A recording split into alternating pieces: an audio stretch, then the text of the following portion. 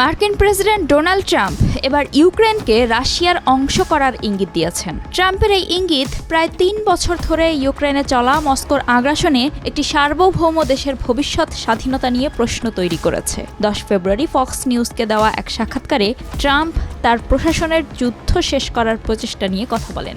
এমন এক সময়ে এই সাক্ষাৎকারটি সম্প্রচারিত হলো যখন মার্কিন ভাইস প্রেসিডেন্ট জেডি ভ্যান্স ইউক্রেনের প্রেসিডেন্ট ভ্লাদিমির জেলেনস্কির সাথে বৈঠক করতে যাচ্ছেন।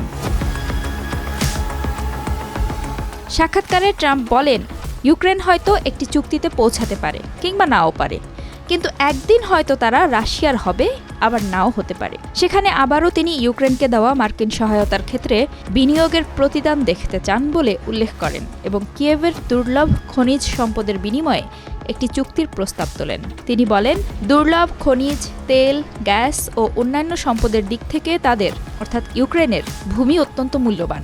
আমি চাই আমাদের অর্থ সুরক্ষিত থাকুক। তিনি আরও বলেন, আমি তাদের বলেছি যে আমি প্রায় $500 বিলিয়ন সমপরিমাণ দুর্লভ খনিজ চাই এবং তারা মূলত এটি করতে সম্মত হয়েছে, যাতে অন্তত আমরা বোকা না বোধ করি। নইলে তো আমরা বোকা। আমি তাদের বলেছি আমাদের কিছু পেতে হবে, আমরা সবসময় এই অর্থ দেওয়া চালিয়ে যেতে পারবো না। ফক্স নিউজের সাক্ষাৎকারে ট্রাম্প আরও বলেন, রাশিয়া ও ইউক্রেনের মধ্যে সম্ভাব্য শান্তি আলোচনায় অসাধারণ অগ্রগতি করতে পেরেছে তার প্রশাসন, যেখানে বাইডেন প্রশাসন কিয়েভের প্রতি তাদের সমর্থনকে ব্যাখ্যা করেছে জনগণের আত্মনিয়ন্ত্রণের অধিকার রক্ষার প্রয়াস হিসেবে। সেখানে ট্রাম্পের মন্তব্য তার লেনদেন ভিত্তিক ভূরাজনৈতিক দৃষ্টিভঙ্গিকে আরও দৃঢ় করে তুলেছে।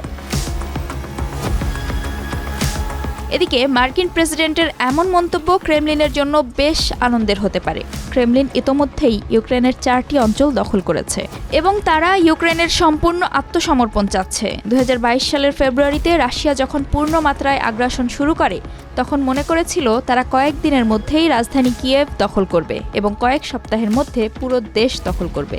তবে যুদ্ধ 4র্থ বছরে পা রাখতে চললেও বর্তমানে রাশিয়া ইউক্রেনের মাত্র 1/5 ভূখণ্ড দখলে রেখেছে।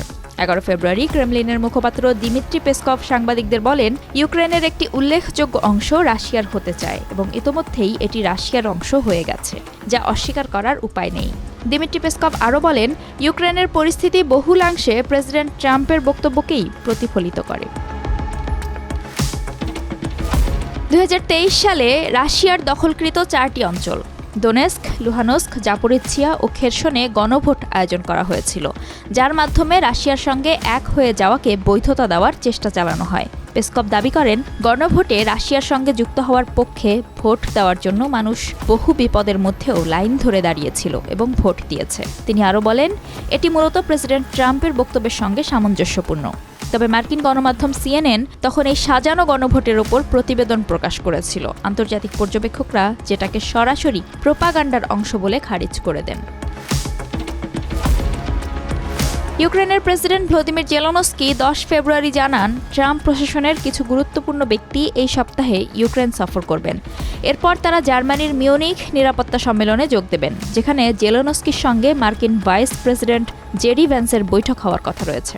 ট্রাম্পের মন্তব্য রুশ প্রেসিডেন্ট ভ্লাদিমির পুতিনের জন্য সুবিধাজনক হতে পারে, কারণ পুতিন এই আক্রমণকে যৌক্তিক প্রমাণ করতে রুশ ও ইউক্রেনীয়রা একই জাতি, একই সত্তা এবং ইউক্রেন কোনো সার্বভৌম রাষ্ট্র নয় বলে দাবি করে আসছেন। এই সপ্তাহে মিউনিখে ট্রাম্প প্রশাসনের সিনিয়র সদস্যদের সঙ্গে বৈঠকের প্রস্তুতি নিচ্ছেন কয়েকজন ইউরোপীয় নেতা। এরই মধ্যে 11 ফেব্রুয়ারি পোল্যান্ডের প্রেসিডেন্ট আন্দ্রেজ দুদা জোর দিয়ে বলেছেন, রাশিয়া যেন ইউক্রেনে যুদ্ধ চালিয়ে কোনো সুবিধা না নিতে পারে এবং তারা যেন বিজয়ী না হয়। দুবাইয়ে অনুষ্ঠিত ওয়ার্ল্ড গভর্নমেন্ট সামিটের ফাঁকে সিএনএনকে দেওয়া এক সাক্ষাৎকারে দুদা বলেন, আদর্শ পরিস্থিতিতে ইউক্রেন তার সমস্ত দখলকৃত ভূমি পুনরুদ্ধার করবে। তবে তিনি স্বীকার করেন যে এখন সবচেয়ে গুরুত্বপূর্ণ বিষয় হলো যুদ্ধ যেন বন্ধ হয়, তবে সেটা রাশিয়ার শর্তে নয়।